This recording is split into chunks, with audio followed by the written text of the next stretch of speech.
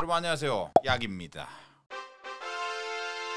그러면은 저희 한번 시작해 볼까요? 파트 1, 2로 나눠져 있어요. 이게 플렉서블 센서를 매개체로 기계와 인간의 상호작용인데, 파트 1에서는 조금 더 플렉서블 센서가 왜 필요한지에 대해서의 초점을 맞춰서 로봇에게 인간의 감각을 선사하는 그런 내용으로 좀 진행을 하고, 파트 2에서는 뉴럴링크와 좀 더 밀접하게 연관되어 있는 센서들에 대해서 설명을 드릴 예정입니다. 그럼 이제 파트 1은 로봇도 감각을 느낄 수 있을까 해서 인공 전자피부 플렉서블 센서로 구현한 그런 내용입니다. 그럼 로봇이라고 하면은 실생활에 요즘에 많이 등장하고 있는데요. 네. 그 중에서 청소 로봇이 많이 활용되고, 또 이제 인천공항 최근에 가신 분들은 이 안내 로봇이 돌아다니시는 거 보이실 거예요. 공항에도 있죠. 네. 맞습니다. 코로나19 때문에 사람과의 접촉을 피하기 위해서 저렇게 사람을 좀 대체하는 안내 로봇이 요즘에 많이 보입니다. 이런 로봇들이 실생활에 많이 이용되고 있는데, 네. 저런 이제 좀 목적 지향성 로봇보다 인간의 그런 행동들이나 이런 것을 이제 따라할 수 있는 이런 로봇들도 최근에 많이 연구되고 있습니다. 유명한 게 보스턴 다이나믹스라는 회사에서 만든 저런 인간형 로봇인데, SF 영화에서도 이 로봇을 많이 다루는데요. 네. 그 중에 하나가 좀 오래된 영화긴 한데 2000년대에 바이센테니얼 맨이라는 이 로봇이 이제 AI 칩이 내장되어 있는 가정부 로봇입니다. AI 칩이 좀 오류가 생겨서 감정이 생겨요. 나도 인간이 되고 싶다. 이런 감정이 생겨요. 본인의 이제 얼굴을 만들고, 그래서 결국에는 로봇인데 이제 인간의 피부와 인간의 장기를 가지고 인간이 느낄 수 있는 5대 감각, 위에서부터 청각, 시각, 미각, 후각, 촉각. 우리 인간은 신경의 전기 신호 전달로 뇌까지 이제 이어져서 뇌에 그 정보들이 통합돼서 모이는데, 로봇에는 그런 기능이 없기 때문에 중간에 매개체가 필요합니다. 예. 그 매개체가 바로 센서. 이렇게 기기를 구현하기 전에 이제 센서의 개별적인 그런 센서들은 굉장히 많은 센서들이 있습니다. 이 센서들이 기판 위에다가 어떤 부품들을 올려가지고 뭔가 기능성을 갖게 하는 그런 실리콘 전자 센서인데, 네. 오른쪽 화면에 보시다시피 되게 실리콘은 결정으로 이루어져서 되게 잘 깨집니다. 이게 왜 실리콘이 잘 깨지냐 하면은 단결정으로 이루어져 있기 때문이에요. 단결정은 이제 원자들이 굉장히 가지런하게 잘 정렬이 되어 있는데, 이런 가지런하게 정렬되어 있는 재료일수록 충격을 가하면 쉽게 깨집니다. 그 사이사이에 공간이 어느 정도 있는 비정질 재료가 물리적인 충격에 강합니다. 비정질 물건 중에는 재료 중에 유리가 있습니다. 비정질 유리를 마이크로미터 단위로 하면 100마이크로미터 두께까지 줄이면 저렇게 좀 휘게 됩니다. 휘어도 전혀 깨지지 않고 잘 유지합니다. 그래서 플렉서블 전자 디바이스가 이런 비정질 재료를 많이 씁니다. 비정질 유리도 쓰고, 그리고 또 하나 유명한 게 비정질 폴리이미드. 저거는 이제 완전히 유기물질로 만든 그런 재료인데요. 이런 것을 어디다 지금 쓰이고 있냐면 삼성전자의 폴더블 폰, 또 이제 놀라운 게 LG전자의 롤러블 TV도 저게 이제 폴리미드 기판에다가 LED 칩들을 올려놔서 저게 돌돌 말 수 있게 만듭니다. 자, 그러면 플렉서블 센서를 로봇에게 적용을 한다고 하면 어느 감각 기관이 제일 필요할까라고 하면은 피부는 사실 소프트하면서도 최외곽에 있는 피부에서 직접 이런 것을 느껴야지 인간처럼 느낄 수 있다고 할 수 있죠. 그래서 촉각 센서입니다. 연구진들은 이런 로봇에게 감각을 입히기 위해서 촉각 센서를 개발을 하려고 합니다. 비정질 기판의 압력 센서, 그리고 매트릭스 회로, 이렇게 세 가지만 있으면 촉각 센서를 만들 수 있어요. 그래서 이렇게 플렉서블한 휠 수 있는 압력 센서, 즉 촉각 센서를 개발이 됐습니다. 이것을 통해서 가운데 보이시는 게 이제 로봇이 느끼는 입술이에요. 입술을 이제 갖다 대고서 그 입술을 그대로 측정할 수 있는지, 이 위치에 이렇게 있다 하면은 저 입술의 모양까지 느낄 수 있는 거죠. 그래서 이때 로봇의 피부에 감각을 입힐 수 있다. 근데 이제 다시 이 영화로 돌아오자면은 이제 왼쪽에 로봇이 과연 이 센서로 가능할까? 센서의 구조를 좀 설명드리면은, 사실 기판이 굉장히 큽니다. 액티브층이라는 실질적 센서 역할을 하는 매트릭스 회로나 압력 센서가 있는 그런 층은 1마이크로 언더예요. 그래서 몇백 나노미터. 그러다 보니까 이 기판이 어느 정도 두꺼우니까 그 유연의 정도라고 하는데요. 영어로는 플렉서빌리티가 조금 떨어지는 편이 없지 않아 있습니다. 그럼 기판도 완전 줄여버리면 되지 않을까. 그래서 그러면 유리 같은 비정질 재료를 100마이크로미터에서 1마이크로미터로 두께를 줄이면 어떤 게 일어나냐 하면은 저렇게 주름이 많이 생깁니다. 주름까지 표현할 수 있는 이런 공간적 자유도를 더 많이 줄 수 있습니다. 2004년 그때 당시에는 100마이크로미터 두께로밖에 이제 만들지 못했던 거를 1마이크로미터라는 두께까지 줄여서 구현이 되는데 성공을 합니다. 이걸로 이제 우리의 인간의 피부를 다 표현할 수 있느냐? 예. 사실 그렇지 못합니다. 여기서 이 기판 재료의 특성이 하나 더 들어가야 되는 게 있는데 바로 신축성을 어떻게 보면 표현을 할 수 있어야 된다. 디바이스도. 이제는 이제 회로 자체도 늘려버리자. 그런 신축성 디바이스라는 개념이 나오기 시작합니다. 왼쪽에 보시는 게 이제 완성품이고요. 오른쪽에 이제 비정질 개념에다가 뭐 여러 가지 그런 늘어나는 그런 성질의 재료들을 합성을 해서 잘 늘어나는 회로까지 만드는데 연구진들이 성공을 합니다. 그래서 지금 최근에 이제 피부에다가 다 붙여놓고 실제 무당벌레는 아니고 모형인데 그 무당벌레의 그런 다리 하나하나를 다 느낄 수 있는 2004년부터 지금 최근에 2018년 시간이 지나면 지날수록 하나씩 해결하는 게 더 생깁니다. 앞으로 미래에 발전돼서 개발될 수 있는 컨셉은 어떤 거냐 하면은 이게 신경회로랑 연결이 되면은 또 피부가 없는 환자들한테 이식까지 할 수 있는 그런 바이오닉 피부가 앞으로는 좀 개발되지 않을까 하는 생각을 하고 있습니다. 이상 이제 파트 1은 끝이 나는데요. 파트 1에서는 로봇, 그 인간의 감각을 로봇에 입힌다라는 개념이었다면 파트 2에서는 인간의 뇌를 이용해서 로봇에게 명령을 하는 인간과 기계의 그런 상호작용 얘기인데 둘 다 이 플렉서블 센서가 필요합니다. 뉴럴링크는 앨런 머스크 굉장히 선구자죠. 이제 선구자인데 사실은 이게 뉴럴링크라는 말은 회사 이름이에요. 네, 옛날부터 있었던 학술 용어가 아닙니다. 이 뉴럴링크라는 회사 자체가 어떤 컨셉이냐면 인간의 뇌를 칩을 이용해서 인간의 뇌파를 다 정보를 수집해서 그것을 기계와 완전 연동을 시키자. 사실은 이게 엄청 오래된 기술이자 개념이에요. 이게 브레인 컴퓨터 인터페이스라는 브레인과 컴퓨터를 상호작용시킨다라는 뜻이고 줄여서 BCI라고 많이 합니다.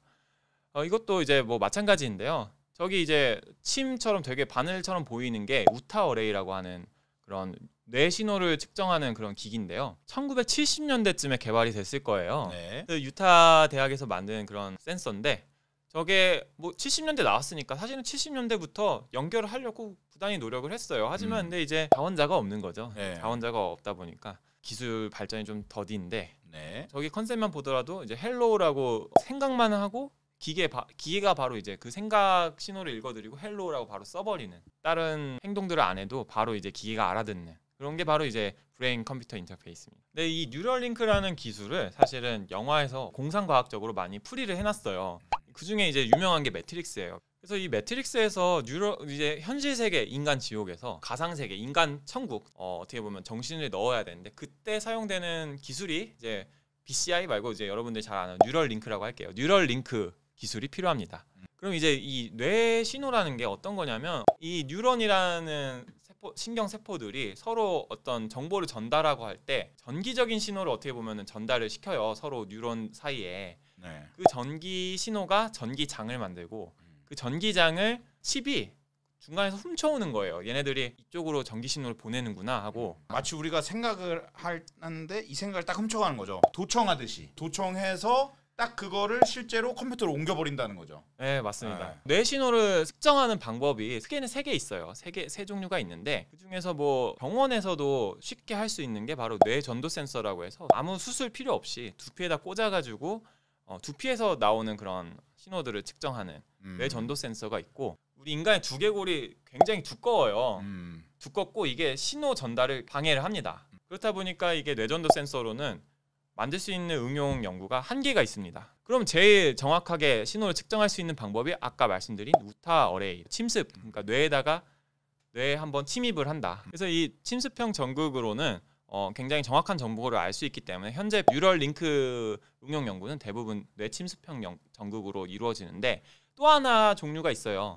뇌 표면 전극이 있습니다. 뇌 침습형은 아무래도 뇌를 찌르다 보니까 그걸 조금 펼쳐서 장기가 손상이 안 되게끔 하는 그런 뇌 표면 전극이 있습니다.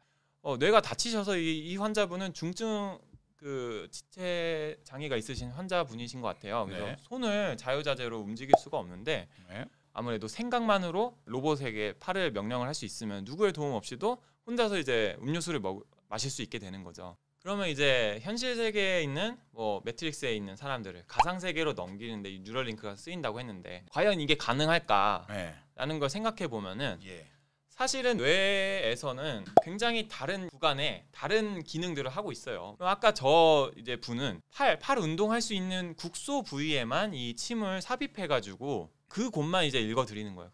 그런데 가상 세계에 들어가려면은 모든 감각 기관들을 다 읽을 수 있어야 돼요. 뇌의 전체 표면을 읽어드릴 필요가 있다. 그러다 보니까 이것을 유타 어레이로 다 읽어드리려면 보시면 그 전체를 연결하는 시스템이 잘 표현돼 있어요. 머리 전체에다가 뭔가 이제 꽂고 있죠. 그러네. 네. 사실은 이게 침습형 전극에 큰 문제가 있어요. 저 빨간색 밑에 부분이 뇌 조직인데 뇌 조직에 저렇게 침을 박으면은 면역 세포들이 활성화가 돼서 이 침을 어떻게든 우리 장기랑 다른 그런 물질이다라고 판단을 내리면은 다른 물질을 면역 세포로 감싸요. 전극과 뇌 세포 사이에 방해막이 생기는 거죠. 그 면역 세포를 억제하는 그런 기술들이 많이 지금은 나와 있긴 한데 그래도 이게 6개월을 넘기기가 힘들다고 들었어요. 저는 6개월마다 저 칩을 갈아줘야 되는. 그러다 보니까 이게 일상생활에서 쓰기가 굉장히 어려워요. 그래서 이제 과학자들이 주목한 게 뇌 속에서 이제 뉴런 전기 신호들이 이게 막 퍼져요. 뇌 표면까지 갔다가 두개골까지 나아가는. 여기 잘 보이시는지 모르겠지만 두개골 밖에는 이제 화살표가 굉장히 작죠. 이거는 두개골이 정말 엄청난 방해 벽 역할을 한다고 표현을 한 겁니다. 그러면은 뇌 속 말고 뇌 표면에다 해보자. 뇌 표면에다가 이런 뉴럴링크 기술을 적용을 하면은 찔러 넣지 않아도 되니까 좀 더 이제 바이오 적합한. 그래서 실제로 뇌 표면에다가 인간의 뇌 표면에다가 센서를 넣어보고선 이게 어디까지 정교하게 작동하나 측정을 한 그런 연구들이 있습니다.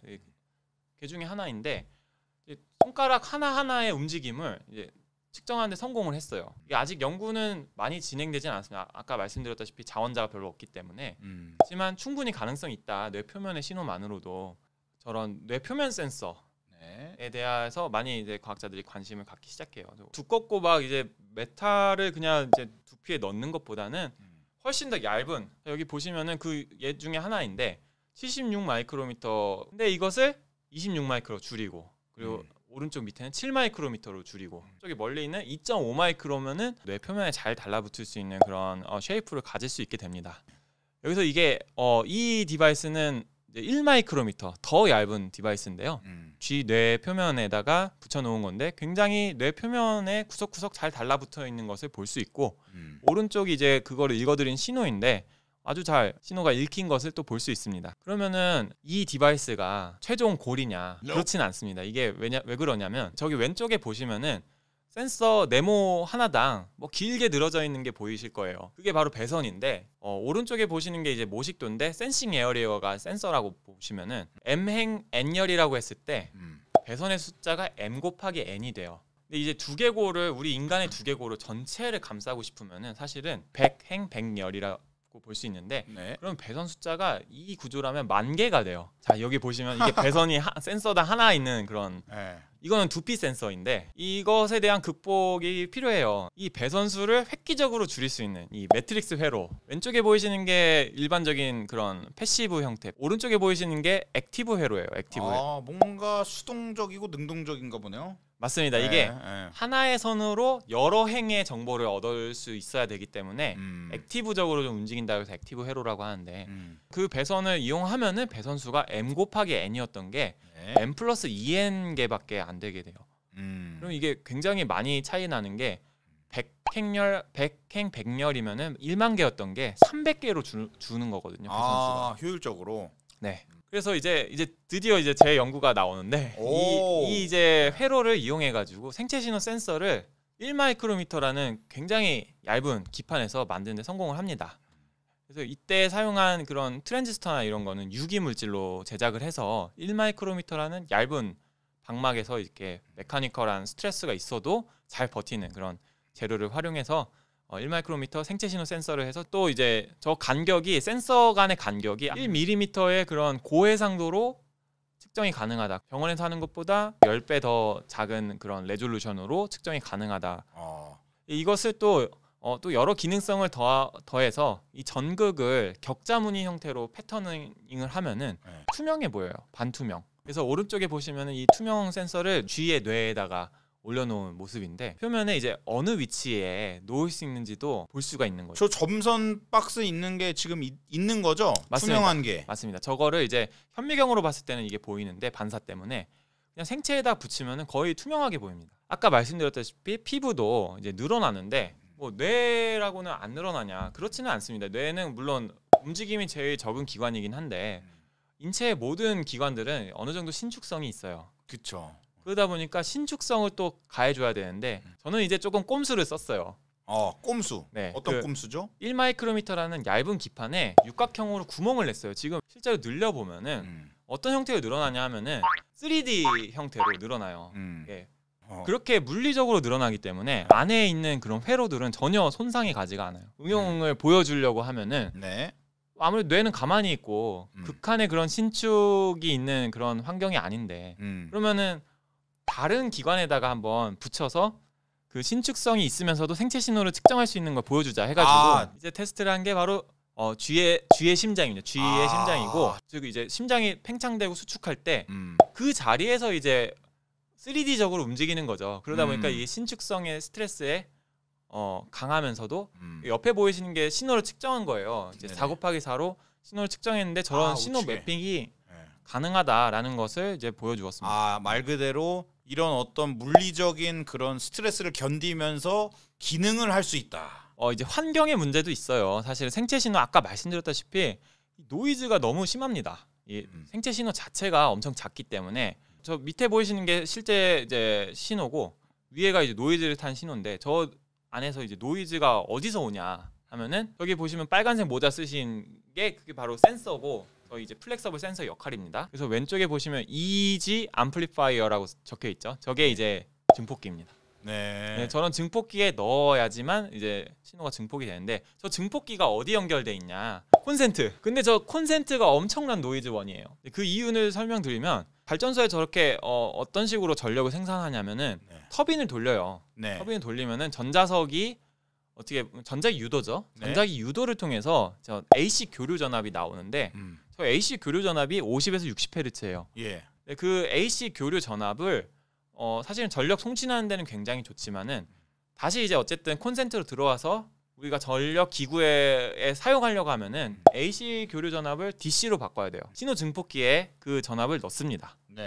근데 이 AC 교류 전압이 전부 다 정류가 돼서 직류로 바뀌는 게 아니고 조금 남아 있어요. 남아 있다 보니까 이 AC 교류 전압이 노이즈 원이 됩니다. 전원 코드에 연결하면은 저렇게 노이즈가 타는데 저전압으로 구동 가능한 증폭 센서를 이용하면 건전지를 활용할 수도 있는데 AC 노이즈가 없어지니까 그러면 이제 여기서 건전지와 센서 간의 거리도 있잖아요.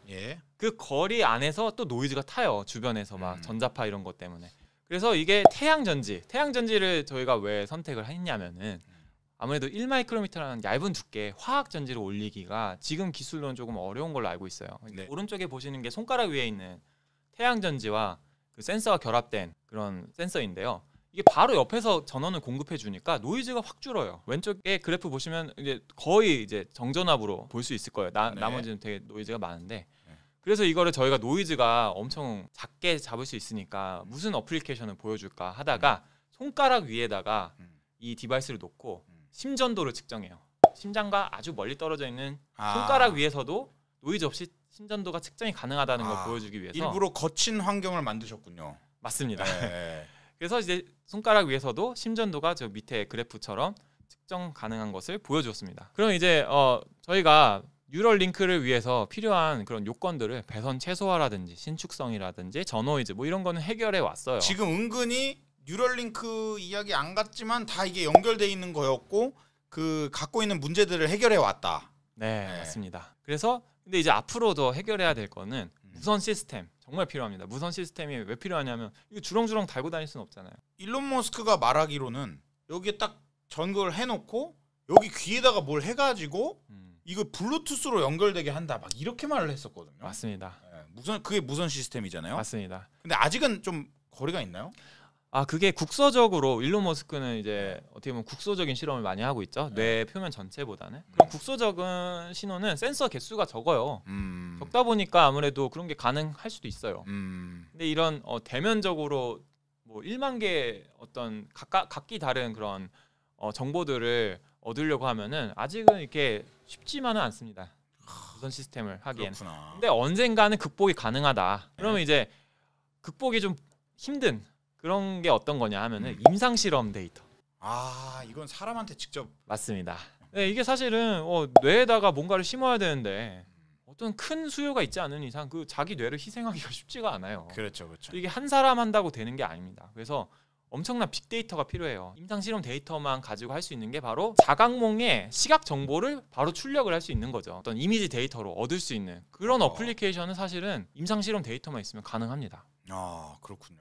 이 가상현실이란 게 사실은 요즘에 진짜 실제 세계처럼 보이게 VR을 끼고선 그 세상에 접속하는 메타버스 시스템이 있기 때문에 뭐 실제로 뭐 쇼핑을 한다든지 아니면은 여행을 가는 느낌을 갖고 싶다든지 그런 거 다 메타버스에 접속해서 요즘에 굉장히 이제 핫하게 하고 있어요. 실제로 이게 VR만 있으면은 사실 내 손 동작이나 이런 거 잘 표현이 안 되잖아요. 모션 센서들이 별도로 필요한데 이거를 이제 VR 없이 내 생각만으로 그 이미지가 들어오게 하는 거는 조금 난이도가 있습니다. 이거는 그 뇌에 대한 지도를 전부 획득한 다음에 그 곳을 자극해야지 되기 때문에 아주 나중 일이고 뇌에다가 직접 생체 신호를 센서를 삽입해가지고 그걸 통해서 이제 손 가만히 있어도 내가 움직이는 듯한 그런 것을 할 수 있는 센서로서의 역할은 충분히 할 수 있습니다. 지금까지 논문화된 내용만 좀 소개를 시켜드렸어요. 네. 더 연구를 하고 있는데 지금은 이제 생체 신호를 전기 신호만 측정을 하는데 최근에는 이제